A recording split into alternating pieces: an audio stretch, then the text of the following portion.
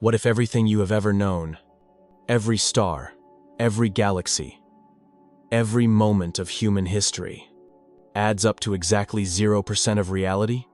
Not almost zero, not metaphorically zero, exactly zero. If the universe is infinite, then no matter how much we learn, it's go away. No matter how far we look, everything we will ever know may represent nothing at all. So the question isn't just how big the universe is. The real question is far more unsettling. Can meaning survive inside infinity? Take a breath. A simple, unconscious act you've performed thousands of times today without ever thinking about it. Inside that single breath are roughly 5 times 10 to the 22nd atoms, a 5 followed by 22 zeros. Your body, quietly holding itself together, contains about 7 times 10 to the 27th atoms. The entire Earth, every ocean, mountain, city, and buried fossil is assembled from roughly 1 followed by 50 zeros atoms. Already, these numbers have left the realm of intuition. They no longer feel like quantities you can imagine or compare. They feel like abstractions, symbols standing in for something the human mind was never designed to picture. But physics does not stop there. If we take the observable universe, the portion of reality whose light has had time to reach us, and divide its total volume by the smallest meaningful unit of space allowed by modern physics, known as the Planck volume, we arrive at a number close to 1 followed by 185 zeros. That is not a poetic exaggeration. It is not a philosophical flourish. It is the direct consequence of combining general relativity with quantum theory, the deepest frameworks we possess for describing reality as it actually is. And yet, even this staggering figure does not represent the upper limit of human thought. Because the largest numbers we have ever conceived do not come from stars, galaxies, or space-time itself. They come from mathematics, a realm unconstrained by physical storage, energy, or matter. Here, numbers are not limited by what the universe can hold, only by what the human imagination dares to define. There exists a number so large that it does not come from stars, atoms, or space-time itself, but from a deceptively simple mathematical game known as tree. The rules are almost innocent. You construct abstract trees using colored seeds. At each step, you must avoid creating any structure that has ever appeared before. The moment a pattern repeats, the game ends. With only one color, the game collapses instantly. With 2 colors, it survives for a short while, then dies. But when a third color is introduced, something deeply unexpected happens. The game does not stop. It grows, and grows, and grows again. Not gradually, but explosively, racing past every numerical scale encountered in physics. Mathematicians can prove that the game must end eventually, yet no one can calculate when. The number of steps required to reach that final tree is known as Tree 3, and it defies every intuitive sense of magnitude. Tree 3 does not simply exceed numbers like 1 followed by 100 or even 1,000 zeros. It makes them irrelevant. It overwhelms exponent towers, recursive constructions, and quantities large enough to label every particle in the observable universe over and over again. Physicists have joked only half in jest that attempting to write down all the digits of Tree 3 would require more information than the universe itself can physically store. Not metaphorically, not poetically, but in terms of entropy, matter, and the absolute limits of information. And yet, despite its absurd scale, Tree 3 is still finite. Its importance lies not in how big it is, but in what it reveals. That the human mind, shaped by evolution for survival and pattern recognition, encounters a hard boundary when confronted with numbers that behave like infinity. Beyond that boundary, understanding does not fade gently, it collapses. Not because reality ends, but because cognition does. For most of human history, infinity was not embraced. It was feared. Ancient Greek thinkers did not reject infinity because it was vague or mystical, but because it was dangerous to reason with. When Zeno described motion as an endless sequence of halves, he exposed a paradox that logic alone could not resolve. Movement itself seemed to break apart under infinite division. The Pythagoreans went even further. They believed that reality could be fully described using whole numbers and simple ratios. When irrational numbers appeared quantities that could never be written as a clean fraction, it shattered their worldview. Infinity became something to avoid, not explore. It was tolerated only as a process, something that could be approached but never completed. An infinity that existed all at once was considered impossible, even monstrous. For centuries, this boundary held, but modern science erased it. In the 20th century, infinity forced its way into the heart of physics. Black holes produce equations where density becomes infinite. Quantum field theory allows fluctuations without bound, emerging spontaneously from empty space. And cosmology now confronts a universe that may have no edge, no outer limit, no final boundary where reality stops. Infinity is no longer a philosophical curiosity reserved for debate. It is no longer a metaphor. It is a mathematical problem written directly into the laws that govern space-time itself. And once infinity entered reality, it could no longer be ignored. We often picture the universe as a vast explosion, with matter rushing outward from a central point into empty space. It feels intuitive. It feels cinematic, and it is completely wrong. The universe has no center. It has no edge. What we call the observable universe exists, not because space comes to an end, but because light does. Light travels at a finite speed, and the cosmos has a finite age. Beyond a distance of roughly 46 billion light-years, light simply has not had enough time to reach us since the beginning of cosmic history. That boundary is not a wall. It is not a frontier. It is a limit in time, not in space. And when astronomers examine the structure of the universe near that limit, they encounter something profoundly unsettling. The cosmos does not thin out. Galaxies do not pile up as if pressing against an invisible barrier. There is no signature of an edge, no sign that reality is running out of room. Wherever we look, the universe looks the same.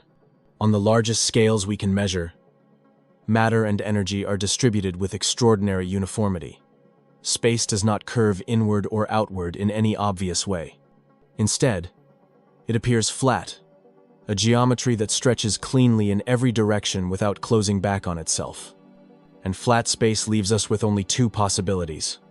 Either the universe is so vast that its curvature lies forever beyond our reach, or the universe has no boundary at all.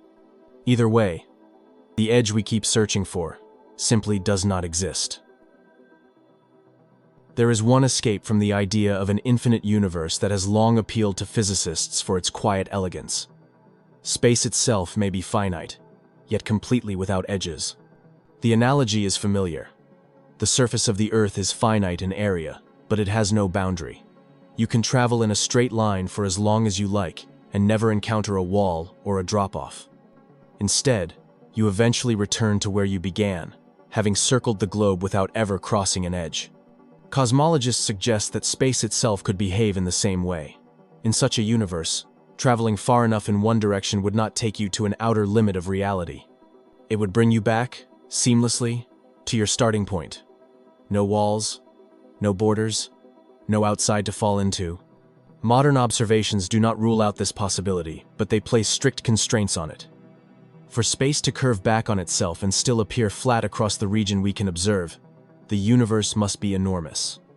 At a minimum, it would need to span roughly 37 trillion light-years from one side to the other. That is more than 1,000 times larger than the observable universe. And that figure represents only the smallest it could be. It could be vastly larger still. Or, just as plausibly, space may never curve back at all. It may extend endlessly in every direction, with no return path. A universe not only without edges, but without end. This is the moment where infinity stops being an abstract idea and becomes something deeply personal. In an infinite universe, the rules of probability collapse into certainty. If space extends without limit, then every possible arrangement of matter must occur somewhere. Every event that is allowed by the laws of physics will happen, and outcomes that seem impossibly rare become not just possible, but inevitable.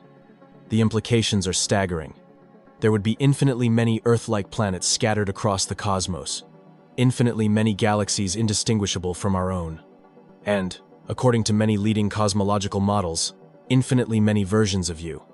Not metaphors, not thought experiments, physical duplicates, assembled from the same particles, following the same physical laws. Somewhere unimaginably far away, another version of you is reading these same words at this same moment. And somewhere else, a version of you made a different choice, one small divergence that sent an entire life down another path. Infinity does not care about probability or rarity. Given infinite space, even the most unlikely configurations appear again and again. Given infinite time, the same is true. Everything that can happen does happen. Not once, but endlessly. And when you truly follow that logic to its conclusion, the universe stops feeling vast and starts feeling uncomfortably crowded. Infinity introduces one of the most unsettling ideas ever to emerge from modern cosmology, a true nightmare scenario for rational thought. If time is infinite, then random quantum fluctuations never truly stop. Given enough time, those fluctuations can assemble anything that is not explicitly forbidden by the laws of physics. Not just particles, not just atoms, but structures of staggering complexity, including conscious minds. These hypothetical entities are known as Boltzmann brains. They would flicker briefly into existence in the cold vacuum of space, complete with fully formed thoughts, sensations, and memories. From the inside, the experience would feel real, indistinguishable from a life lived in a structured universe. Statistically, this leads to a disturbing conclusion. In an infinite universe, Boltzmann brains could vastly outnumber observers like us beings formed through stars, planets, evolution, and history. Random minds would be more common than minds with a genuine past, and that creates an existential crisis. If infinity truly governs reality, it may be statistically more likely that your thoughts are the result of a momentary fluctuation than the outcome of billions of years of cosmic evolution.